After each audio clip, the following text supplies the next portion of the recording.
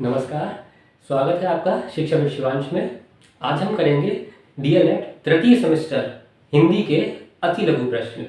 साथ में पढ़ेंगे, साथ में करेंगे, एग्जाम्स में अच्छा लिख कर आएंगे और अच्छे नंबर पाएंगे। तो चलिए शुरू करते हैं।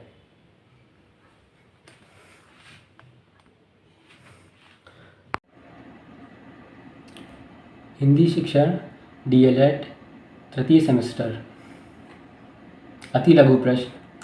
प्रश्न नंबर 1, तद्धित प्रत्यय किसे कहते हैं? उत्तर, धातु को छोड़कर अन्य शब्दों में जोड़े जाने वाले प्रत्यय तद्धित प्रत्यय कहलाते हैं। प्रश्न नंबर 2, कोकिल एवं कूप शब्द का तद्भव शब्द लिखिए। कोकिल का तद्भव शब्द कोयल एवं कूप का तद्भव शब्द कुआं होता है। प्रश्न नंबर 3, आहा कितना सुंदर दृश्य है, इसमें कौन सा चिन्ह लगा है? इसमें विस्मयादिबोधक चिन्ह लगा है। प्रश्न नंबर 4, लोकोक्ति किसे कहते हैं? उत्तर, कहावत या लोकोक्ति के पीछे कोई लोक कथा या घटना होती है जिससे निकली बात लोगों की जुबान पर इतनी चल निकलती है कि वह लोकोक्ति बन जाती है। प्रश्न नंबर 5, उपसर्ग किसे कहते हैं? उत्तर, उपसर्ग वह शब्दांश है जो किसी शब्द से पूर्व जुड़कर उसके अर्थ में विशिष्टता उत्पन्न कर देता है या उसे बदल देता है। यथा हार में प्र उपसर्ग लगाने से प्रहार बन जाता है। प्रश्न नंबर 6, हिंदी में प्रयुक्त उपसर्ग किन शब्दों में जुड़ते हैं? हिंदी में प्रयुक्त उपसर्ग तद्भव देशज शब्दों में जुड़ते हैं। प्रश्न नंबर 7, अधिष्ठता तथा निरोग में कौन सा उपसर्ग है? उत्तर, अधिष्ठता में अधि तथा निरोग में निर उपसर्ग है। प्रश्न नंबर 8, अल भाषा अल किस भाषा का उपसर्ग है? उत्तर, अल अरबी भाषा का उपसर्ग है। प्रश्न नंबर 9, जो शब्दांश शब्द से पहले लगता है उसे क्या कहते हैं? जो शब्दांश शब्द से पहले लगता है उसे उपसर्ग कहते हैं। प्रश्न नंबर 10, प्रत्यय किसे कहते हैं? उत्तर, जो शब्दांश किसी शब्द के बाद जुड़ते हैं उन्हें प्रत्यय कहते हैं। प्रश्न नंबर 11, हिंदी में समास के कितने भेद हैं? उत्तर, हिंदी में समास के 6 भेद हैं। प्रश्न नंबर 12, मुहावरा एवं लोकोक्ति में अंतर बताइए। तो आइए देखते हैं मुहावरा और लोकोक्ति में क्या अंतर है। पहला पॉइंट, मुहावरे का स्वतंत्र प्रयोग नहीं होता है, लोकोक्ति का स्वतंत्र प्रयोग होता है।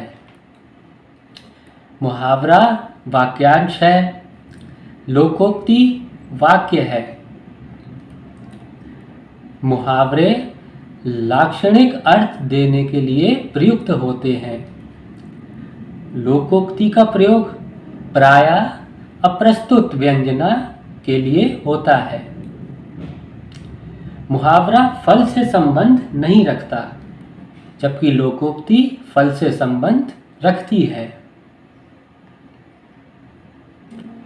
वाक्य में प्रयोग किए जाते हैं जैसे अंधे की लकड़ी।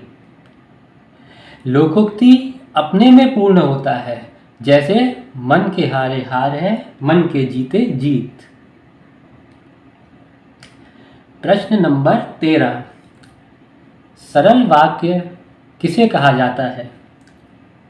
तो उत्तर, सरल वाक्य हम उसे कहते हैं जिसमें केवल एक ही क्रिया हो, जैसे रोहन पत्र लिखता है या फिर रोहित चाय बना रहा है। प्रश्न नंबर 14, संयुक्त वाक्य किसे कहते हैं, स्पष्ट करें। वह वाक्य जिसमें दो अथवा दो से अधिक उपवाक्य हो और ये उपवाक्य किसी संयोजक जैसे और, आदि, लेकिन, किंतु, परंतु द्वारा जुड़े हों, संयुक्त वाक्य कहलाता है। जैसे मोहन को घर जाना चाहिए किंतु वह नहीं गया। प्रश्न नंबर 15, अनौपचारिक शिक्षा का डैश केंद्र है। तो अनौपचारिक शिक्षा का केंद्र घर है। प्रश्न नंबर 16, स्वतंत्र लेखन से होने वाले लाभ बताइए। स्वतंत्र लेखन से होने वाला लाभ इस प्रकार है, आइए देखते हैं। पहला, स्वतंत्र लेखन से रचनाकार की अभिव्यक्ति के कौशल का विकास होता है। दूसरा, स्वतंत्र लेखन से रचनाकार की कल्पनात्मक शक्ति का विकास होता है। तीसरा, स्वतंत्र लेखन से रचनाकार या लेखक का बौद्धिक विकास भी होता है। और चौथा, स्वतंत्र लेखन से रचनाकार लेखक के कार्य में दक्षता एवं प्रवीणता अधिक आती है। प्रश्न नंबर 17, अध उपसर्ग लगाकर शब्द बनाइए। तो उपसर्ग वह होते हैं जो किस शब्द से पहले लगकर उसका अर्थ बदलते हैं। तो अध उपसर्ग लगाकर शब्द आइए देखते हैं। अध पका, अध खिला, अध जला आदि। प्रश्न नंबर 18, समुद्र शब्द के 4 पर्यायवाची शब्द लिखिए।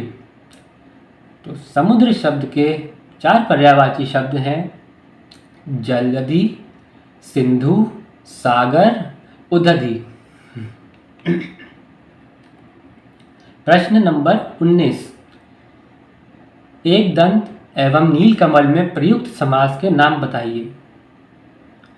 एक दंत में है तत्पुरुष समास एवं नीलकमल में है कर्मधारय समास। प्रश्न नंबर 20, खाने के दांत और दिखाने के और कहावत का अर्थ स्पष्ट करते हुए वाक्य प्रयोग कीजिए। उत्तर, इसका अर्थ है कथनी और करनी में अंतर। अगर हम इसको वाक्य में प्रयोग करेंगे, आइए देखते हैं। कुछ लोग अपनी संपत्ति की सार्वजनिक घोषणा तो करते हैं किंतु फिर अपने रिश्तेदारों के नाम संपत्ति इकट्ठी करते रहते हैं। सचमुच खाने के दांत और दिखाने के और होते हैं। तो ये था हमारा आज की क्लास, हिंदी शिक्षण डीएलएड तृतीय सेमेस्टर की अति लघु उत्तरीय प्रश्न। अब हम अगली क्लास में लिखेंगे हिंदी के लघु उत्तरीय प्रश्न। धन्यवाद।